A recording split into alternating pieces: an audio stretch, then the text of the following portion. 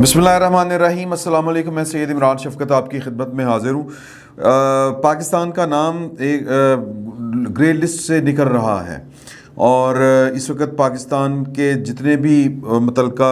Opposition है, government है, यानी कल की गवर्नमेंट आज की अपोजिशन और कल की अपोजिशन आज की गवर्नमेंट, ये अपना अपना क्लेम कर रहे हैं और कि जी कि हमारी वजह से निकला। और पाकिस्तान की फ़ौज, चीफ ऑफ आर्मी स्टाफ का क्लेम अपना है। वो कहते हैं कि जी कि ये हमने एक कोर ग्रुप बनाया था। DGISPR के मुताबिक जो उन्होंने ट्वीट जारी किया है कि GHQ में एक कोर सेल और कौमी कोशिशों से ये मुमकिन हो सका है, पाकिस्तान का सर फ़ख्र से बुलंद हुआ है और कि इसका नाम निकल रहा है इस लिस्ट से। और ये लिस्ट जो है बड़ी खौफनाक है। जब आपका नाम ग्रे में आ जाए या वाच लिस्ट के ऊपर आ जाए तो फिर आपके ऊपर पाबंदियाँ तरह तरह की लगती हैं। तो मेरे पास ना पूरा डाटा पड़ा हुआ है कि पाकिस्तान का कब पहली दफ़ा जो नाम है वो इंक्लूड किया गया इसमें, और कब कब निकला और क्यों क्यों पड़ा इस लिस्ट में और क्यों क्यों निकला। तो बड़ी हैरान कुन जो हैं वो हक़ाइक़ हमारे सामने आते हैं, और वो ये हैं कि पहली दफ़ा जो नाम पड़ा था, मैं इसमें अगर मोटी बात पहले आपको बता देता हूँ कि ये अजीब इत्तफ़ाक़ है कि पाकिस्तान पीपल्स पार्टी अमूमी तौर पर और खसूसी तौर पर पाकिस्तान मुस्लिम लीग नून, जिनको हमने करप्ट भी कहा हुआ है, हमने गद्दार भी कहा हुआ है, पता नहीं क्या क्या इल्ज़ाम इनके ऊपर हमने लगाए हुए हैं, ये जब भी गवर्नमेंट में आती हैं, ख़ुसूसन मुस्लिम लीग नून, तो पाकिस्तान के ऊपर से इस तरह की मुसीबतें टलना शुरू हो जाती हैं। और बड़ा जिसको हम अगर कहें कि बड़ा क्रिटिकल रोल रहा है पाकिस्तान मुस्लिम लीग नून का, पाकिस्तान पीपल्स पार्टी का इसमें। और इमरान खान साहब की हुकूमत, क्योंकि ये तजर्बा था पाकिस्तान के ऊपर और ये तजर्बा जिनका था उन्हीं का था, तो इस सारे तजर्बे के दौरान पाकिस्तान का नाम जो है वो इसमें शामिल रहा है। तो ये इत्तफ़ाक़ नहीं है, मैं इसको इत्तफ़ाक़ नहीं कहूँगा। ये पाकिस्तान के बारे में कौन क्या सोचता है और क्या इक़दामात करता है। बाकी क्रेडिट अगर सब लेना चाहते हैं तो बेशक लें, मैंने हक़ाइक़ आपके सामने रखूँगा। और मैं एक बात के ऊपर जो है वो एंड पे आपको बताऊँगा कि पाकिस्तान की फ़ौज का जो चीफ़ ऑफ आर्मी स्टाफ या DGISPR साहब कह रहे हैं कि जी कि हमारी वजह से निकला है, ये मान लेना चाहिए कि इन्हीं की वजह से निकला है। पाकिस्तान में अगर कोई बेहतरी होनी है तो यही ग्रुप है, या पाकिस्तान की जो ताकतवर तरीन ग्रुप है, पाकिस्तान की फ़ौज है, उसकी मर्ज़ी के बग़ैर ये कोई काम नहीं हो सकता इस तरह का, इस लेवल का। अब ये एक अलग बात है कि ये काम क्यों हो गया। ज़ाहिर है कि पाकिस्तान के ऊपर माली मामलात, मुश्किलात, लेकिन हमने बड़ी देर से सीखा। चूँकि पाकिस्तान की जो सिक्योरिटी इस्टेब्लिशमेंट है वो पाकिस्तान के कौमी ख़जाने, पाकिस्तान की कुल आमदन, पाकिस्तान के वसाइल की सबसे बड़ी जो है वो क्या इसको कहना चाहिए, ख़र्च करने वाली अथॉरिटी है या ग्रुप है, या यूँ कह लें कि सबसे बड़ा स्टेक होल्डर है। तो अगर पाकिस्तान के ऊपर इस तरह की कोई मुसीबत आती है जो इमरान खान साहब की सूरत में आई, कि मैं एक मिसाल के तौर पर कह रहा हूँ, तो फिर वो वारे में नहीं रहती हमारी सिक्योरिटी इस्टेब्लिशमेंट को। तो इसलिए ये जितना भी काम हुआ ये इसी वजह से हुआ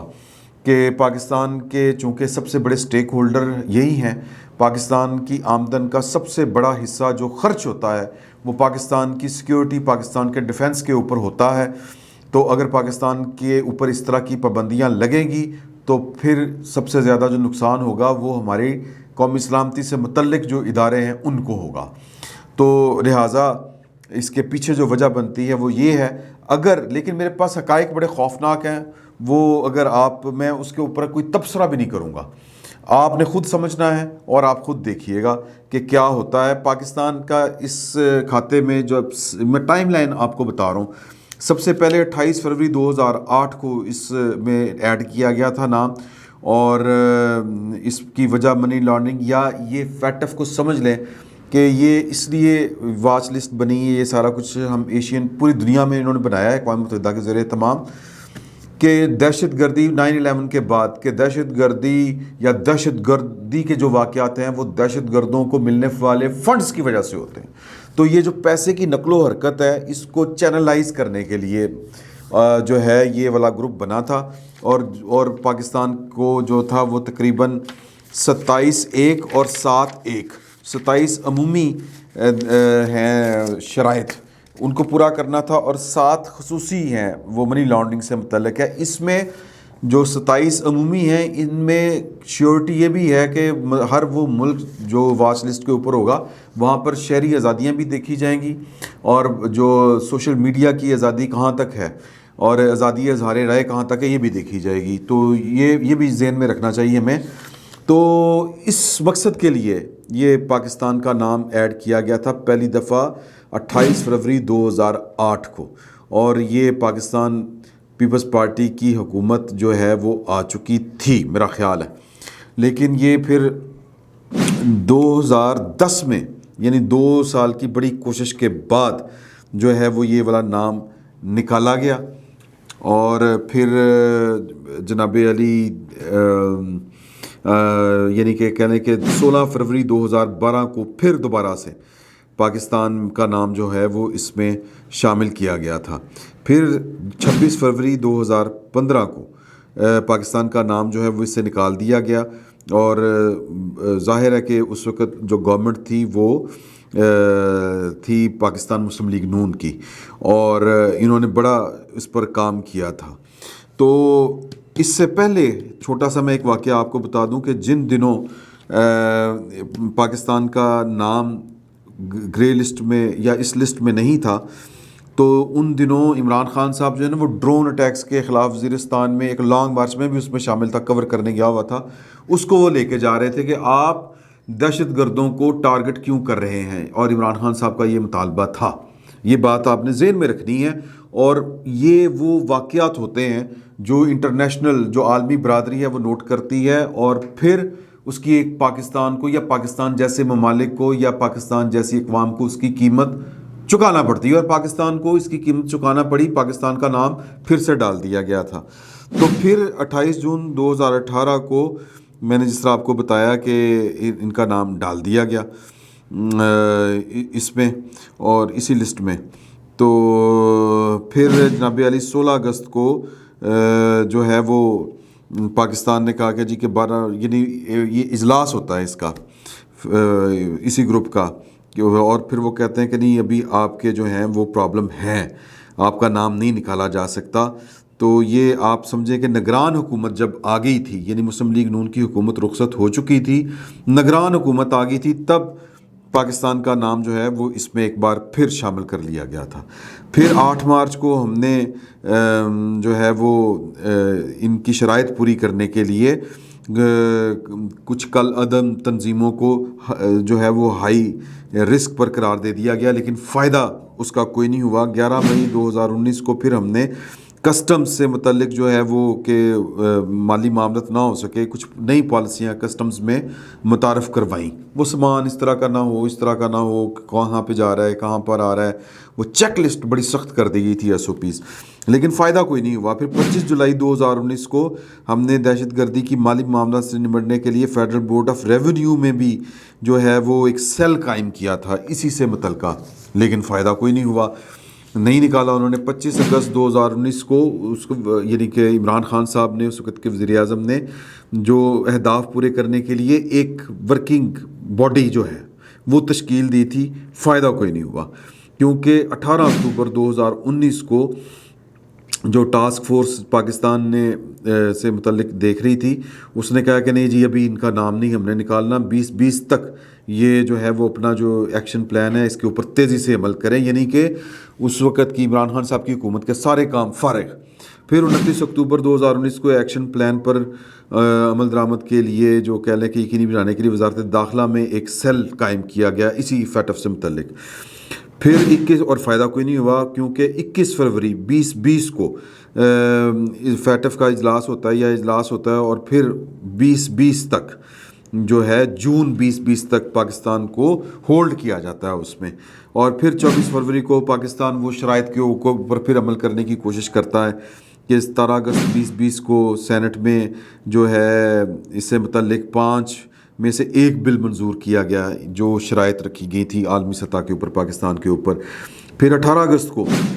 جو ہے وہ نہ جی 17 اگست 2020 کو نہیں، وہ میں نے بتا دیا آپ کو، 18 اگست کو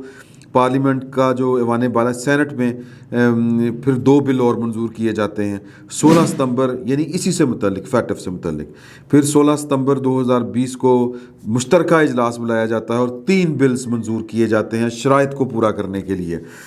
پھر 23 اکتوبر 2020 کو پھر اجلاس ہوتا ہے اسی عالمی تنظیم کا، 27 میں سے 21 نکات کے اوپر وہ کہتے ہیں عمل ہو گیا ہے، باقی جو ہے وہ اس پر عمل نہیں ہو سکا شرائط کے اوپر، تو لہٰذا فروری 21 تک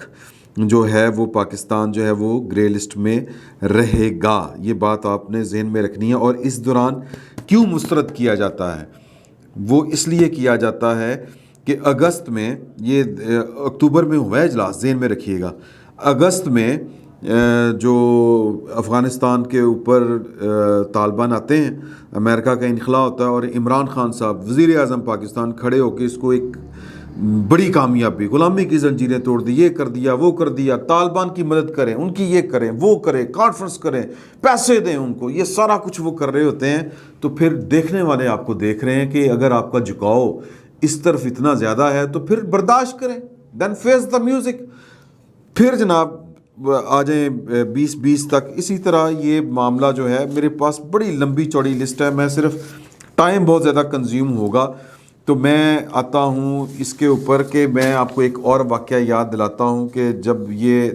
پاکستان کا نام جو پہلی دفعہ اس میں شامل ہوا 2008 میں ہوا تھا۔ ہم 2008 سے اس سے بچانے کی کوشش کر رہے ہیں، لیکن ایک واقعہ اور ہوتا ہے، اور وہ واقعہ یہ ہے کہ 2014 میں اے پی سی کا واقعہ ہوتا ہے، اے پی ایس کا یعنی آرمی پبلک اسکول کا، اور ان دنوں ہوتا ہے جب عمران خان صاحب کے ذریعے پاکستان کی ایک منتخب حکومت کو جنرل ظہیر الاسلام صاحب، جنرل شجاع پاشا صاحب کی مدد سے الٹ پلٹ کرنے کے چکروں میں تھے کہ مارشل لا لگ جائے، یہ ہو جائے وہ ہو جائے، تو وہ اس وقت یہ والی حرکتیں فرما رہے تھے۔ کیا کر رہے تھے؟ یہ حرکتیں وہ کر رہے تھے، اور اے پی سی کا واقعہ ہوتا ہے اور عمران خان صاحب کو فیس سیونگ ملتی ہے ایک طرح سے، جس کو کہتے ہیں آبرو مندانہ، کہ اس بہانے سے آپ دھرنا ختم کر لیں، کیونکہ حکومت تو نہیں گئی تھی، حکومت ان کی نواز شریف صاحب کی، انہوں نے ٹل کا زور لگا دیا تھا، تو لہٰذا وہ واقعہ ہوتا ہے۔ اس کے بعد اے پی سی ہوتی ہے اور نیشنل ایکشن پلان جو ہے وہ ترتیب دیا جاتا ہے، اور یہ واقعہ یعنی 2014 کا ہے۔ پھر 2016 تک نیشنل ایکشن پلان کے اوپر اتنا بڑے سانحات برداشت کرنے کے باوجود نیشنل ایکشن، اور ہم فیٹف میں پڑے ہوئے 2008 سے، یعنی 8 اور 8 16، ہم 8 سال سے کوشش کر رہے ہیں کہ یہ بلا ہمارے سر سے ٹلے، لیکن نہیں ٹل رہی۔ ہم تجربے کر رہے ہیں، ہم یہ کر رہے ہیں، ہم وہ کر رہے ہیں، تجربے عمران خان صاحب کی صورت میں۔ تو پھر 2016 کو، یعنی کہہ لیں کہ 3 اکتوبر 2016 میں ایم کیو ایم جو ہے وہ درخواست دیتی ہے کہ پاکستان میں نیشنل ایکشن پلان کے اوپر ٹھیک طرح سے عمل درآمد نہیں کیا جا رہا۔ آپ بات سمجھیں اس کی۔ تو پھر اس کے اوپر all parties conference, Nawaz Sharif وزیر اعظم ہوتے ہیں، وہ طلب کرتے ہیں، اور جس دن وہ کانفرنس طلب کی جاتی ہے اس دن ایک اور واقعہ ہوتا ہے، اور وہ واقعہ یہ ہوتا ہے کہ اس کی خبر جو ہے وہ تھوڑے دنوں کے بعد سامنے آتی ہے، جس کو ہم بعد میں ڈان لیکس کا نام دیتے ہیں۔ کس کا جی؟ ڈان لیکس کا نام دیتے ہیں، اور یہ 6 اکتوبر کو خبر شائع ہوتی ہے، اور وہ خبر یوں شائع ہوتی ہے کہ حکومت نے انتہائی محتاط اور غیر معمولی طور پر واضح طریقے سے عسکری قیادت کو یہ پیغام پہنچا دیا کہ عالمی سطح پر تیزی سے پاکستان تنہا ہو رہا ہے، جبکہ ریاستوں کی جانب سے کئی اہم معاملات پر کارروائیوں کے لیے اتفاق رائے کا بھی تقاضا کر دیا گیا ہے۔ پیر 3 اکتوبر کو آل پارٹیز کانفرنس کے موقع پر ہونے والی ایک خفیہ ملاقات میں کم سے کم 2 اقدامات پر اتفاق کیا گیا۔ پہلا یہ کہ D G I S I lieutenant general Rizwan Akhtar قومی سلامتی کے مشیر رانا ناصر جنجوہ کے ہمراہ 4 صوبوں کا دورہ کریں گے، اور صوبائی اپیکس کمیٹیوں اور آئی ایس آئی کے سیکٹرز کمانڈرز کو ایک پیغام دیں گے۔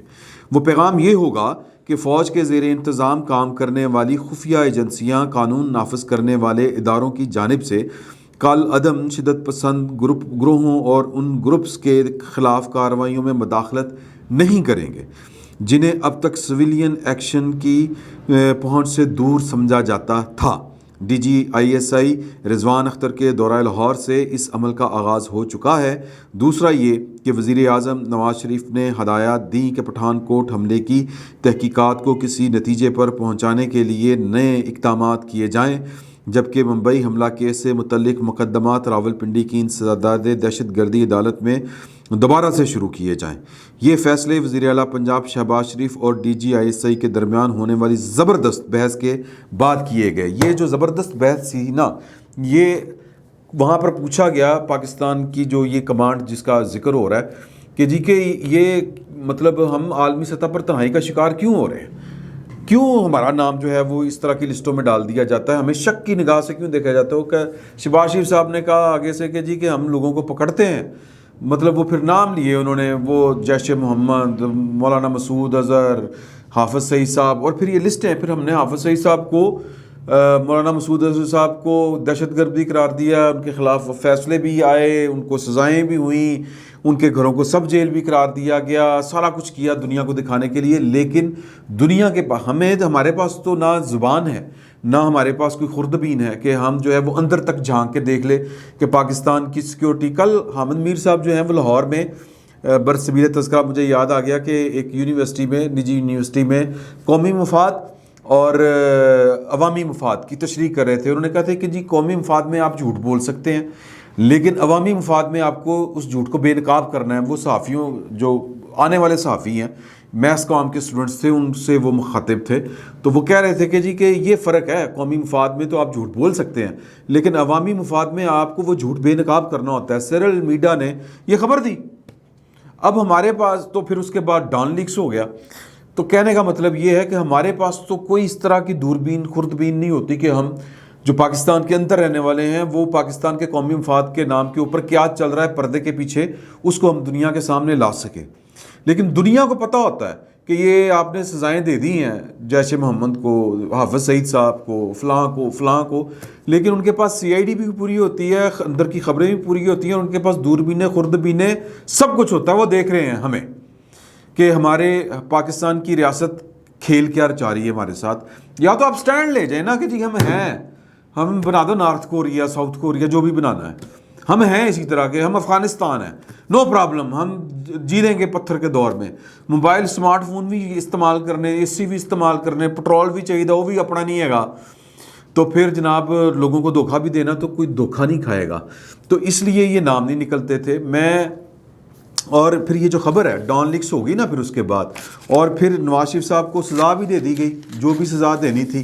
لیکن پھر جنرل باجوہ صاحب کے دور میں ان سارے ڈان لیکس والے واقعات کے اوپر اور پھر ہر چیز کے اوپر وہ جو نواز شریف موقف لیتا تھا، وہ جو بے نظیر بھٹو کہا کرتی تھی کہ سوات میں پاکستان کا جھنڈا سرنگوں ہو رہا ہے، میں اس پریس کانفرنس میں شامل تھا، ہمیں نہیں پتا تھا سوات میں کیا ہو رہا ہے، اور اس بی بی کو پتا تھا جب وہ پاکستان آئی، کیونکہ باہر والوں کے پاس دوربینیں اور طرح کی ہوتی ہیں کہ طالبان کیا کھیل کھیل رہے ہیں اور TTP والے کون ہیں۔ اب بھی ہم TTP والوں کے ساتھ مذاکرات کر رہے ہیں، ابھی بھی ہمارے وفود جا رہے ہیں وہ افغانستان اور ان کے ساتھ مذاکرات کر رہے ہیں، کچھ لے کچھ دے، اور ان کو سر جی جب کوئی سرنڈر کرتا ہے تو پھر اس کے ساتھ مذاکرات ہوتے ہیں، ان کے بندے چھوڑے جاتے ہیں کہ جی آج سے ہماری توبہ، آپ توبہ بھی نہ کریں، آپ ہتھیار بھی اٹھائے رکھیں، اور جب تک آپ کی مرضی ہے سرنڈر کریں تو آپ اپنے دشمن کے ساتھ، یہ دشمن اپنی شرائط کے اوپر کر رہا ہے۔ تو یہ عجیب و غریب سے معاملات ہیں۔ میں صرف یہ کہنا چاہ رہا ہوں، میں سمجھانا یہ چاہ رہا ہوں کہ پاکستان کی پولیٹیکل پارٹیوں نے بار بار یہ ثابت کیا ہے، اور یہ دو پارٹیوں نے بار بار ثابت کیا ہے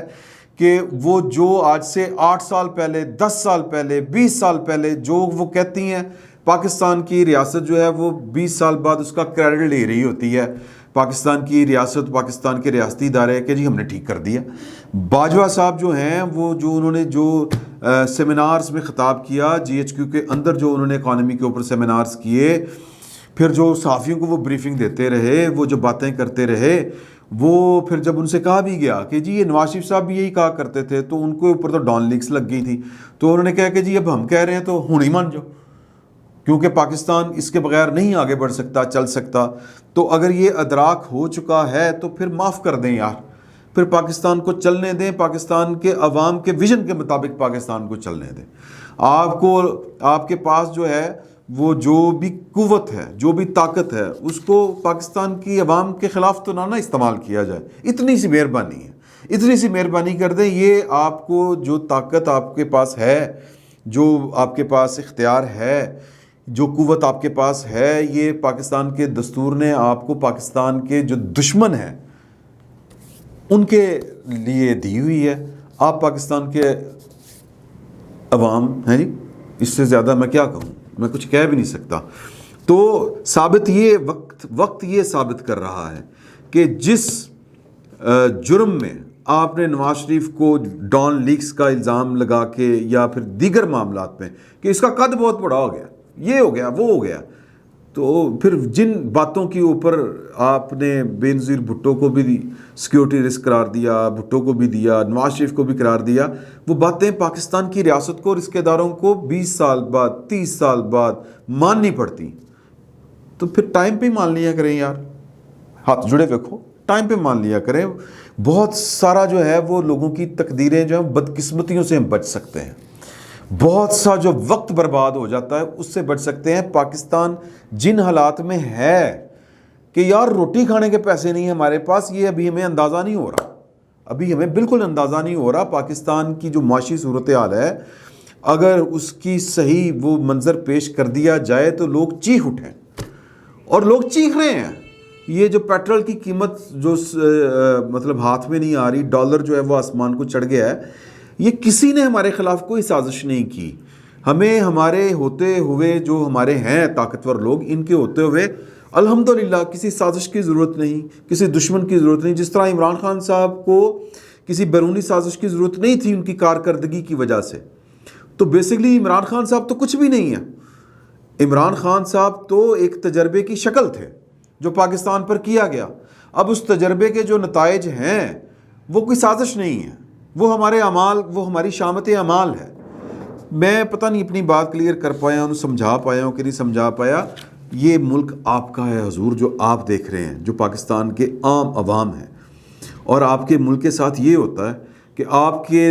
جن کو آپ ووٹ دیتے ہیں، جو آپ کے لیڈر ہوتے ہیں، وہ آج سے 30 سال پہلے جو پالیسی وضع کرتے ہیں اس پر چلنے کی کوشش کرتے ہیں، اور جس کے جرم میں ان کو ٹھڈے کرا کے ملک سے باہر بھیج دیا جاتا ہے، ذبح کر دیا جاتا ہے، پھانسیوں پہ لٹکا دیا جاتا ہے. وہ ہم 20 30 10 سال بعد 8 سال بعد انہی باتوں کو کہہ رہے ہیں. دیکھا ہے نا، این جی ہونا سی. باجوہ صاحب جب کہیں گے نا کہ این جی ہونا سی، ایسے ہی ہوگا، تو پھر لوگ جو ہیں وہ پھر بات تو کریں گے کہ باجوہ صاحب یہ پہلے مان لیتے، آپ کا ادارہ پہلے مان لیتا، آپ کے پیش رو پرویز مشرف صاحب پہلے مان لیتے، اور بھی بہت سے ہیں پہلے مان لیتے، تو کیا حرج تھا. تو دل آزاری اگر کسی کی ہوئی ہو، کسی کی عزت نفس مجروح ہوئی ہو، میں نے وہ کوئی نہیں کی، جان بوجھ کے نہیں کی. میں نے صرف حقائق آپ کے سامنے رکھے ہیں اور گزارش کی ہے، عرض کی ہے کہ جس طرح آپ نے اپنی ہی، میرا مطلب ہے پیٹ کو ہی دیکھتے ہوئے یہ کام کرنے دیا ہے، تو اسی طرح باقی کاموں کا بھی فائدہ پاکستان سے پہلے آپ کو ہوگا. تو کرنے دیں یار پلیز، اللہ کا واسطہ. فی الوقت اتنا ہی. بہت بہت شکریہ آپ کا.